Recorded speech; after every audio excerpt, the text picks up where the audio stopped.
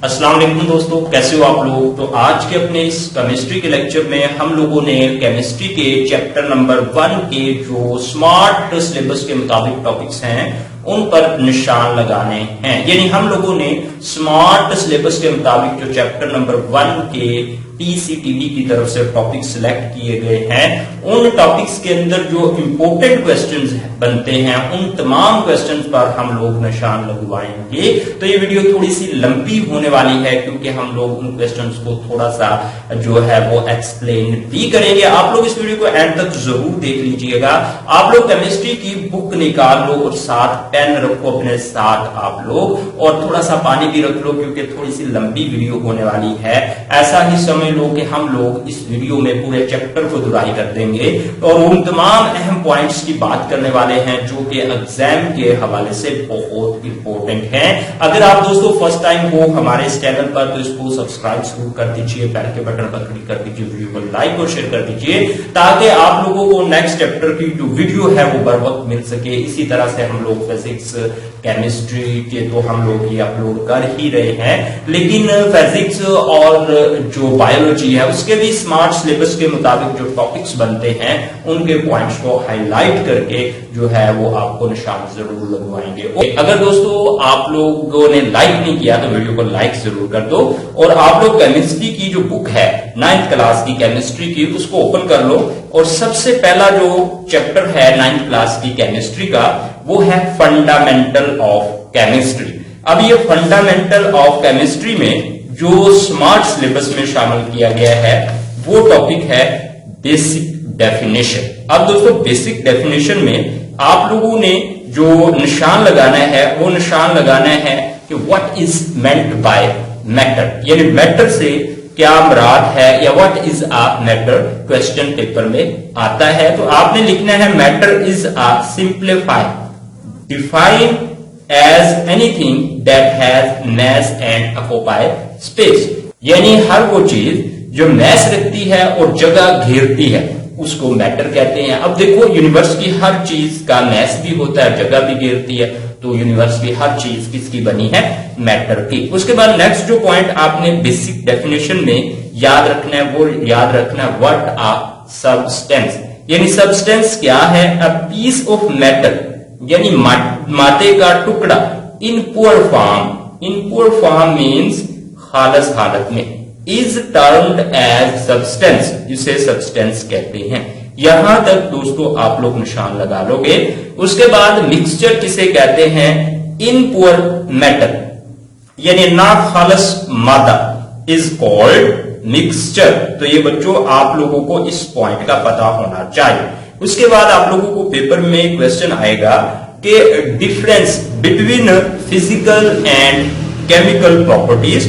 तो physical properties के बारे में आपने लिखना है the properties those are associated with the physical state of the substance, यानी अशिया की फिजिकल स्टेट से जो एसोसिएटेड प्रॉपर्टीज होती हैं उनको फिजिकल प्रॉपर्टीज कहते हैं। और ये हैं कौन कौन सी, यानी किसी अशिया का आप लोग कलर देखते हो वो भी फिजिकल में आता है, स्मेल करते हो, टेस्ट करते हो, उसकी हार्डनेस आप लोग चेक करते हो, उसकी जो है शेप देखते हो आप लोग कि वो क्रिस्टल है या कैसी है। उसके बाद सोलबिलिटी देखते हो आप लोग, मेल्टिंग पॉइंट देखते हो उसका कितना है, बॉइलिंग पॉइंट, ये तमाम की तमाम फिजिकल प्रॉपर्टीज को जो है बयान करती हैं चीजें। फॉर एग्जाम्पल, और इसकी एग्जाम्पल बहुत सिंपल सी है, यानी जिस तरह से आइस जो है, बर्फ जो है, उसको जब आप हीट करते हो तो देखो इसकी हालत तब्दील हो जाती है, वो मेल्ट होकर वाटर में तब्दील हो जाता है,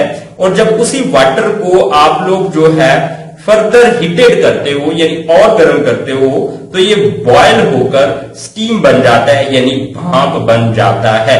लेकिन इस वाटर के जो अज्जा हैं वो अज्जा हैं उनकी तरतीब वो ही रहती है, यानी फिजिकल हालत एक हालत से दूसरी हालत में वाटर की तब्दील हो रही है, लेकिन उसके अंदर जो अज्जा हैं उनकी कंपोजिशन जो है वो चेंज नहीं होती। तो ये लो दोस्तों, ये था फिजिकल प्रॉपर्टीज के बारे में। और आप लोग जब केमिकल प्रॉपर्टीज के बारे में लिखोगे तो यहां से आगाज करोगे, the chemical properties depends upon the composition of the substance, यानी केमिकल प्रॉपर्टी मादे की जो अशिया की जो कंपोजिशन है उस पर डिपेंड करती है। When a substance undergoes a chemical changes, यानी जब किसी सब्सटेंस के अंदर केमिकल तब्दीली आती है, इट्स कंपोजिशन, यानी इसकी जो कंपोजिशन है अज्जा की वो भी चेंज हो जाती है, and a new substance are formed, और नया सब्सटेंस बन जाता है। इसकी एग्जाम्पल जो है डिकम्पोजिशन ऑफ वाटर, यानी जब आप लोग वाटर को डिकम्पोजिट करके यानी उसके अज्जा को अलग-अलग कर पाते हो तो हाइड्रोजन और ऑक्सीजन जो है वो मिल जाती हैं। तो दोस्तों ये थी केमिकल प्रॉपर्टीज। तो आप लोगों ने ये पॉइंट करने हैं बेसिक डेफिनेशन में से। उसके बाद दोस्तों आप लोगों के सिलेबस में जो शामिल किया गया टॉपिक वो है एलिमेंट्स। तो ये एलिमेंट्स के बारे में जो बातें लिखी हुई हैं इनमें से आपने क्या क्या याद रखना है, इन पॉइंट्स पर निशान लगा लेते हैं। तो दोस्तों आप लोगों ने याद रखना है कि शुरू में इब्तदाई तौर पर कितने एलिमेंट, देखें दोस्तों यहां पे 9 एलिमेंट जो थे वो इब्तदा में पता था उनका साइंसदानों को या केमिस्ट को, और वो थे कार्बन, गोल्ड, सोना, ठीक है, गोल्ड सोने को बोलते हैं, silver, mercury, tin and lead, copper, iron and sulphur, ये 9 जानते थे। लेकिन फिर क्या हुआ, 9 जो है 63 एलिमेंट्स के बारे में इल्म हुआ, और अब जो इंसान जानते हैं वो 180, यानी आपने याद रखना है कि इंसानों को अभी तक जितने एलिमेंट्स का इल्म हो चुका वो है 180, यानी 118, और इन 118 में से 92 एलिमेंट्स जो हैं वो कुदरती तौर पर पाए जाते हैं, यानी कुदरती तौर पर पाए जाते हैं। तो आप लोगों ने याद रखना है। उसके बाद दोस्तों यहां से आपको क्वेश्चन जो पेपर में आएगा वो ये आएगा कि what is meant bye element, यानी एलिमेंट से क्या मराद है, या what is a element, element क्या है। तो इसके जवाब में आपने लिखना है एलिमेंट इज अ सब्सटेंस, यानी एलिमेंट एक सब्सटेंस है made up of same type of atoms, यानी सेम टाइप ऑफ एटम्स के बने होते elements, have same atomic numbers, और जिनका एटॉमिक नंबर्स भी क्या होता है, सेम होता है। उसके बाद and can not be decomposed, और जिनको डिकम्पोज्ड नहीं किया जा सकता इनटू सिंपल सब्सटेंस, सादा सब्सटेंस में, बाय ऑर्डिनरी केमिकल मीन्स, यानी केमिकल तरीके से जिनको मजीद सादा नहीं किया जाता। यानी जब आप लोग एलिमेंट्स के बारे में लिखोगे तो 3 बातों का आप लोगों ने जिक्र करना है कि एलिमेंट्स जो है एक जैसे एटम से मिलकर बना होता है, और एलिमेंट्स में जितने एटम होते हैं वो सब के सब सेम एटॉमिक मास रखते हैं, और तीसरी बात आपने याद रखनी है कि इनको किसी भी कीमे अमल से मजीद सादा नहीं किया जा सकता। उसके बाद दोस्तों आप लोगों ने इस टेबल में ऑक्सीजन की आप लोगों ने अर्थ पर रखनी है मकदार मालूम कितनी होती है, रेत में यानी सिलिकॉन में कितनी होती है, सॉरी अर्थ पर जो है सिलिकॉन यानी रेत की कितनी मकदार है, कितने फीसद है। उसके बाद एल्यूमिनियम कितने फीसद है अर्थ पर। आप लोगों ने ऑक्सीजन याद रखना है समंदर में कितने % है, हाइड्रोजन समंदर में कितने % है, और क्लोरीन कितने % है। उसके बाद दोस्तों नाइट्रोजन आप लोगों ने याद रखना है हवा में कितना, MCQs आता है, बहुत इंपॉर्टेंट क्वेश्चन है, 78%। ऑक्सीजन कितनी है, 21%, आर्गोन जो है वो हवा में कितने % है, यानी एटमॉस्फेयर में कितने % है, 0.9%। ये आप लोगों को MCQs आएंगे। अब यहां से दोस्तों आपने याद रखना है कि कितने एलिमेंट्स हैं जो कि लिक्विड हालत में पाए जाते हैं, वो है दोस्त मरकरी एक, और दूसरा है बरोमीन। उसके बाद दोस्तों आप लोगों ने याद रख लेना है कि नाइट्रोजन, ऑक्सीजन, क्लोरीन और हाइड्रोजन ये एलिमेंट हैं जो कि गैसीय हालत में पाए जाते हैं। उसके बाद दोस्तों एलिमेंट के ग्रुप यानी कितने ग्रुप्स में इनको डिवाइड किया जाता है, 3 ग्रुप्स में, मेटल्स में, नॉन मेटल्स में और मेटालाइट्स में। यानी ये जो पॉइंट्स हैं ये आपने मेमोराइज करने हैं अच्छे तरीके से ताकि एग्जाम में आप लोगों को नंबर मिल सके। उसके बाद दोस्तों यहां से क्वेश्चन बहुत अहम है कि what is meant bye sample, sample से क्या मुराद है। तो इसके आंसर में आपने लिखना है दोस्तों, यहां से सैंपल के बारे में लिखना है कि elements are represented by samples which are abbreviations for the ensemble is taken from the name of that elements in English, Latin and Greek of German.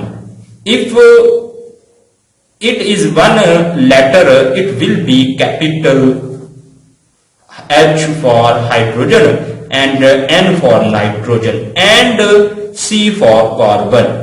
In case of 2 letters, only first letter is capital and for example calcium, Ca for calcium and Na for sodium और Cl for chlorine। तो दोस्तों यहां तक आप लोग लिखोगे इसके बारे में कि what is meant bye sample, बहुत इंपॉर्टेंट क्वेश्चन है। उसके बाद यहां से एक और क्वेश्चन एग्जाम में पूछा जाता है कि फ्रीक्वेंसी से क्या मुराद है। तो आप लोग लिखोगे the unique property of an element is valency. It is combining capacity of an element with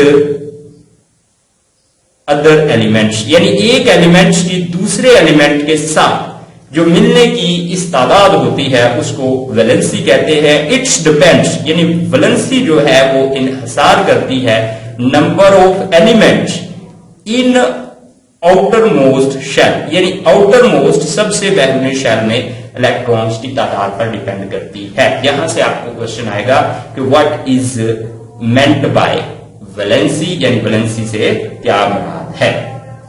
उसके बाद दोस्तों यहां पे कुछ टेबल्स है और उसके सैंपल्स आप लोगों ने अच्छे से याद कर लेने हैं, तमाम के तमाम सैंपल्स। हर दिन आप लोग 5-5 याद करोगे तो आसानी से 4-5 दिन में ये आप लोग सैंपल्स याद कर सकते हो। तो ये सारा टेबल आपने सैंपल्स का याद कर लेना है अगर आप लोग केमिस्ट्री को समझना चाहते हो तो ये बहुत इंपॉर्टेंट है। उसके बाद दोस्तों यहां से क्वेश्चन आता है कि variable valency, what is variable valency.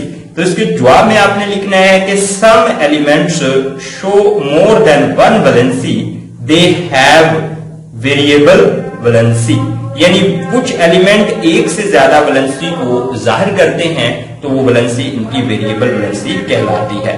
For example in ferrous sulphate the valency of iron is 2, in ferric sulphate the valency of iron is 3। तो ये दोस्तों आप लोग मिसाल देंगे। उसके बाद आप लोगों ने लोअर फ्रीक्वेंसी जो है वो किसकी होती है, फेरस की, और जो हायर फ्रीक्वेंसी होती है वो किसकी होती है, फेरिक की। ये भी आप लोगों ने याद रखना है दोस्तों, ये पॉइंट भी आपने याद रखना, आपको एमसीक्यूज में आ सकता है पॉइंट। उसके बाद दोस्तों नेक्स्ट जो टॉपिक शामिल किया गया है वो है कंपाउंड का, और यहां से हमने जानना है कि what is meant bye compound. तो कंपाउंड इज अ सब्सटेंस, यानी कंपाउंड एक अशिया है made up of 2 or more elements, जो एक या 2 से ज्यादा एलिमेंट्स से मिलकर बनता है, केमिकली कंबाइंड टू अदर, जो कि एक दूसरे के साथ केमिकली कंपाउंड जो है कंबाइन हो जाते हैं in fixed ratio by mass, यानी मैस की फिक्स्ड रेशो के साथ। तो दोस्तों यहां तक आप लोग लिखोगे ये वाला कि कंपाउंड से क्या मुराद है। उसके बाद आप लोग इसकी एग्जाम्पल में लिखोगे, मिसाल में लिखोगे कि water is a compound formed by chemical combination between hydrogen and oxygen in a fixed ratio 1:8 by mass. तो ये दोस्तों आप लोग मिसाल दोगे, यानी पेपर में अगर क्वेश्चन आता है कि what is meant bye compound तो आप लोग ये जवाब इसका लिखोगे। अब दोस्तों आप लोगों ने यहां से लिखना है फार्मूला यूनिट के बारे में। The oppositely charged ion attract each other very strongly, यानी मुखालिफ चार्जेस जो हैं वो एक दूसरे को बहुत ज्यादा फोर्स से खींचते हैं। As a result ionic compound have high melting and boiling point. Ionic, ये वजह है कि आयनिक जो कंपाउंड होते हैं उनकी जो बॉइलिंग पॉइंट और मेल्टिंग पॉइंट है वो ज्यादा होते हैं। दीज कंपाउंड्स यानी आयनिक कंपाउंड्स जो हैं are represented by formula unit, यानी फार्मूला यूनिट से रिप्रेजेंट किए जाते हैं। मिसाल के तौर पर सोडियम क्लोराइड, पोटेशियम ब्रोमीन और कॉपर सल्फेट। अब यहां तक बच्चों आपने अच्छे से फार्मूला यूनिट के बारे में लिखना है, और फार्मूला यूनिट्स जो हैं वो रिप्रेजेंट करते हैं आयोनिक कंपाउंड को। उसके बाद दोस्तों यहाँ पे कुछ हैं ये कंपाउंड्स, जिस तरह से वाटर है इसका केमिकल फार्मूला, उसके बाद सोडियम क्लोराइड का केमिकल फार्मूला, सिलिकॉन डाइऑक्साइड का केमिकल फार्मूला, उसके बाद सोडियम हाइड्रोक्साइड का केमिकल फार्मूला, सोडियम कार्बोनेट का केमिकल फार्मूला, कैल्शियम ऑक्साइड का केमिकल फार्मूला, कैल्शियम कार्बोनेट का केमिकल फार्मूला, शुगर का फार्मूला आप लोग यानी ग्लूकोज का फार्मूला, उसके बाद दोस्तों सल्फ्यूरिक एसिड का फार्मूला, अमोनिया का फार्मूला। ये आपने अच्छे से कंपाउंड के फार्मूला याद कर लेने हैं। ये आप लोगों को 9th क्लास की केमिस्ट्री में भी, जहां पे वाटर होगा वहां पे H2 लिखा हुआ मिलेगा आपको, जहां पे सोडियम क्लोराइड का जिक्र होगा वहां पे सोडियम क्लोराइड लिखा हुआ मिलेगा। आप अभी से याद कर लोगे तो 10वीं क्लास की जो है केमिस्ट्री उसमें भी ये बहुत हेल्प करने वाले हैं आपको। उसके बाद दोस्तों आपके स्मार्ट सिलेबस में जो टॉपिक शामिल किया गया है वो है मिक्सचर। तो वीडियो थोड़ा सा लंबा हो जाएगा तो कोई बात नहीं है बच्चों, आप लोगों ने निशान लगा लेने हैं इन पॉइंट्स। जो मैं पॉइंट्स निशान लगा रहा हूं बहुत अहम है, कई बार ये पेपर में आए हैं। मिक्सचर कैसे बनते हैं? When two or more elements are या कंपाउंड्स, जब ये दो या दो से ज्यादा एलिमेंट्स आर या compounds mix up physically without any ratio, यानी फिजिकली बगैर किसी रेशो के जब दो या दो से ज्यादा एलिमेंट या कंपाउंड आपस में मिलते हैं, they form of a mixture. तो ये मिक्सचर की फॉर्म है। इतना बच्चों आप लोगों ने अच्छे से याद कर लेना है। उसके बाद ये मिक्सचर दो तरह के होते हैं, हेट्रोजीनियस और होमोजीनियस। हेट्रोजीनियस और होमोजीनियस, यानी सबसे पहले हम लोग होमोजीनियस पर निशान लगाएंगे। तो आप लोगों ने यहां से निशान लगाना है कि mixture that have uniform composition throughout are called homogeneous mixture, यानी थ्रू आउट जिसकी जो कंपोजिशन है वो एक जैसी होती है, यकसा होती है, उसको क्या बोलते हैं? उसको बोलते हैं होमोजीनियस मिक्सचर। अब दोस्तों हम लोग इसकी मिसाल भी देखेंगे कि मिसाल के तौर पर एयर जो है, उसके बाद जो है वो आइसक्रीम जो है, उसके बाद ये जो है इसकी फॉर्म है। उसके बाद दोस्तों यहां पे हम लोगों ने देखना है heterogeneous mixture. Heterogeneous mixture are those mixture in which the composition is not uniform, यानी जिसकी कंपोजिशन हर जगह पर यकसा नहीं होती थ्रू आउट, उसको कहते हैं हेट्रोजेनियस। और इसकी मिसाल जो है सोल, रॉक एंड वुड। तो अब दोस्तों हम लोग यहाँ पे एक क्वेश्चन देखने वाले हैं, difference between compound and mixture. 2 number का भी क्वेश्चन आता है और ये एग्जाम में आप लोगों को क्वेश्चन नंबर जो 5 है उसका अलिफ जुज भी अक्सर आता है। तो आप लोगों ने अच्छे से ये क्वेश्चन जो है ये तमाम के तमाम पॉइंट्स जो है कंपाउंड के बारे में और मिक्सचर के बारे में ये टेबल्स में लिखे हुए हैं दोस्तों। आप लोगों ने अच्छे से इन तमाम के तमाम जो पॉइंट्स हैं इनको कर लेना है। उसके बाद दोस्तों हम लोग जानने वाले हैं नेक्स्ट टॉपिक जो कि आपके स्मार्ट सिलेबस में शामिल कर दिया गया है। अब दोस्तों इसके बाद देख लेते हैं, इसके बाद जो स्मार्ट सिलेबस में टॉपिक शामिल किया गया है वो है atomic number and mass number. अब दोस्तों हम लोगों ने यहां पे जानना है कि what is meant bye atomic number. ऐसे भी ये क्वेश्चन आता है पेपर में, और ऐसे भी आता है डिफरेंस बिटवीन एटॉमिक नंबर और मैस नंबर, ऐसे भी ये क्वेश्चन आता है। तो इसके जवाब में आपने लिखना है the atomic number of an element is equal to the number of proton present in the nucleus of its atom, यानी एटम के न्यूक्लियस के अंदर जो प्रोटॉन्स की तादाद होती है उसको कहते हैं atomic number. It is represented bye Z, यानी इसको Z से रिप्रेजेंट यानी जाहिर किया जाता है। तो उसके बाद दोस्तों यहां पे आप लोगों ने देखना है कि मास नंबर, इसमें आप लोग निशान लगाओगे the mass number is the sum of number of proton and neutron presented in the nucleus of an atom. It is represented by symbol A, यहां तक। उसके बाद दोस्तों आप लोगों ने देखना है क्वेश्चन अक्सर पेपर में पूछा जाता है कि relation between atomic number and atomic mass बहुत इंपॉर्टेंट है। तो ये जो मसावात है A is equal to Z plus N, यानी atomic mass is equal to atomic number plus neutron, ये मसावात आप लोगों ने लिख देनी है। ये relation between atomic number and atomic mass को रिप्रेजेंट करती है। उसके बाद दोस्तों यहां पे जो ये एग्जांपल है 1.1, इसको आप लोगों ने अच्छे से कर लेना है, इसको स्टडी करके, और इसका सॉल्यूशन जो है वो आप लोगों ने जान लेना है। ये कई बार एग्जाम में आई है और आपके सिलेबस में भी, स्मार्ट सिलेबस में शामिल है। उसके बाद जो टॉपिक है relative atomic mass and atomic mass unit. तो दोस्तों यहां पे रिलेटिव एटॉमिक मास के बारे में आप लोगों ने कहां से निशान लगाना है? The relative atomic mass of an element is the average mass of the element of that element as compared 1/12 यानी 1/12 the mass of an atom of carbon isotopes, यहां तक। या फिर दोस्तों आप लोग आइसोटोप्स की तारीफ ये लिखोगे कि elements having different atomic mass but same atomic number.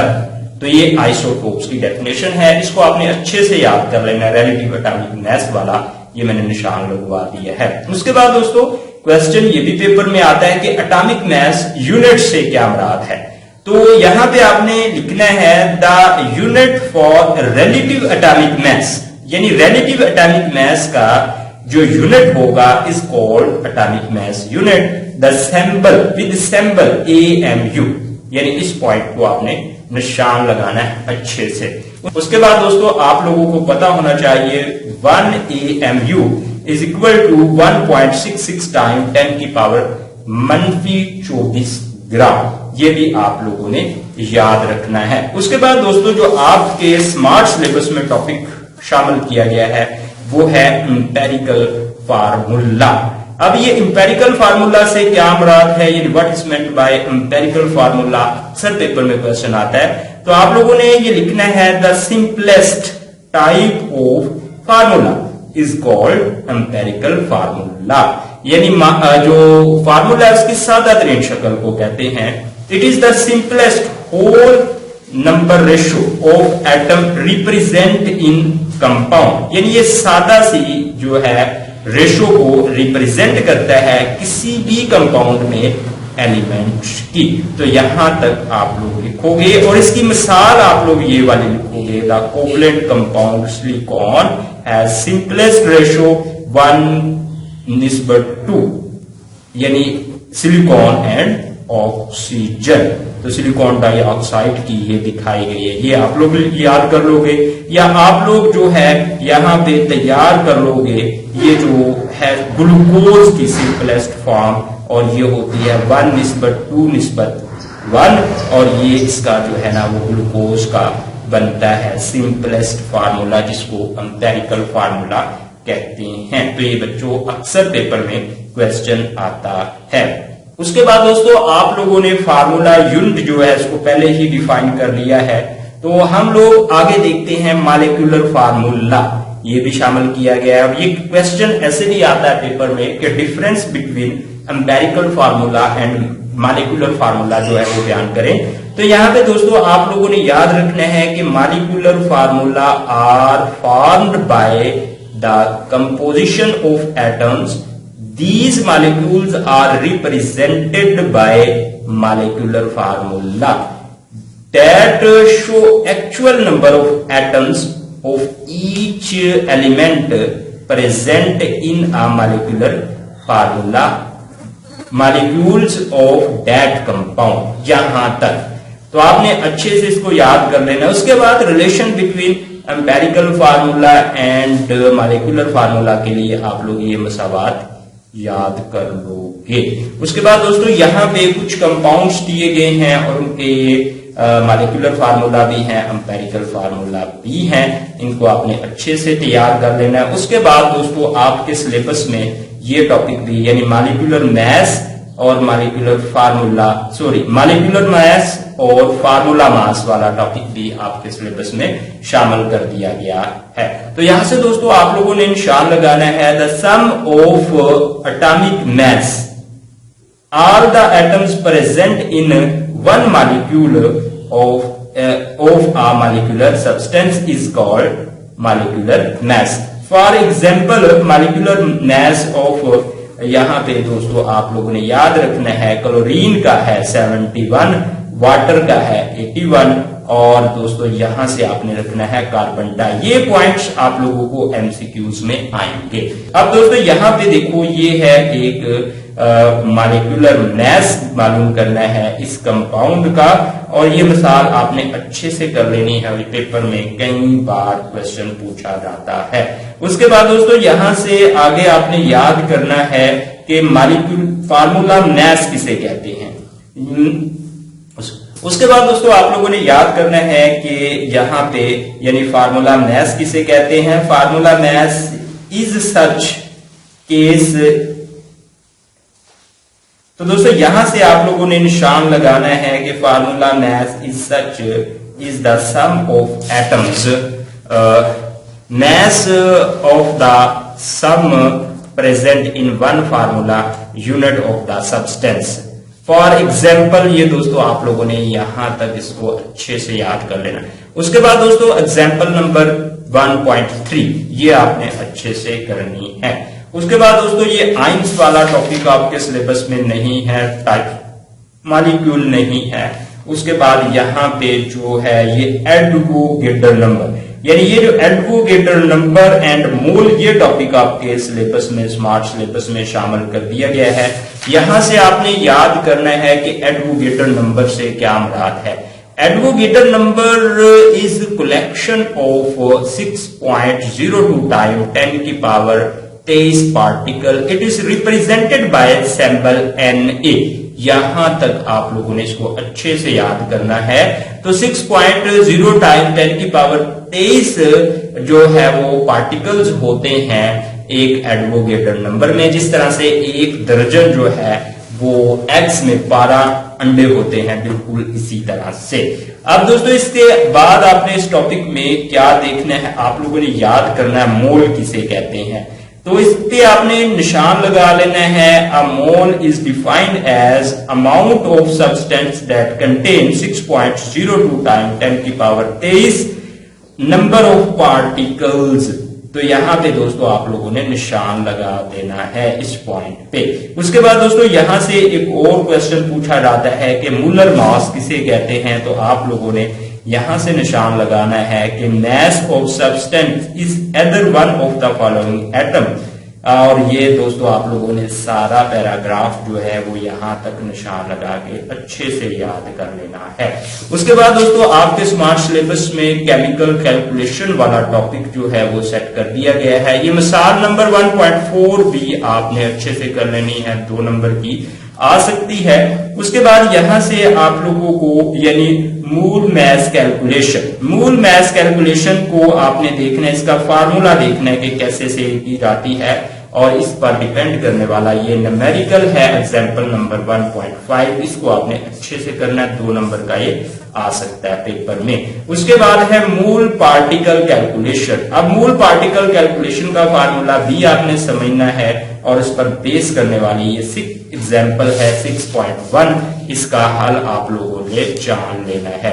ये थे दोस्तों वो इंपॉर्टेंट पॉइंट जो कि आपने चैप्टर नंबर 1 में तैयार करने हैं। आई होप आप लोग अच्छे से निशान लगा चुके होंगे इन तमाम के तमाम पॉइंट्स पर। आप लोग इनको अच्छे तरीके से तैयार कर लीजिएगा और फिर देखिएगा आपके नंबर कितने अच्छे आते हैं। तो मिलते हैं नेक्स्ट वीडियो में के साथ, और नेक्स्ट वीडियो में हम लोग चैप्टर नंबर 2 के इंपॉर्टेंट क्वेश्चंस पर निशान लगाएंगे और स्मार्ट सिलेबस के मुताबिक, यानी वो टॉपिक जो कि स्मार्ट सिलेबस में शामिल कर दिए गए हैं, उसके मुताबिक हम लोग नेक्स्ट जो है चैप्टर के निशानात लगवाएंगे। और वीडियो आप लोगों को उसी वक्त मिलेगी जब आप लोग हमारे चैनल को सब्सक्राइब कर लोगे, बेल के बटन पर क्लिक कर दोगे, वीडियो को लाइक और शेयर कर दोगे।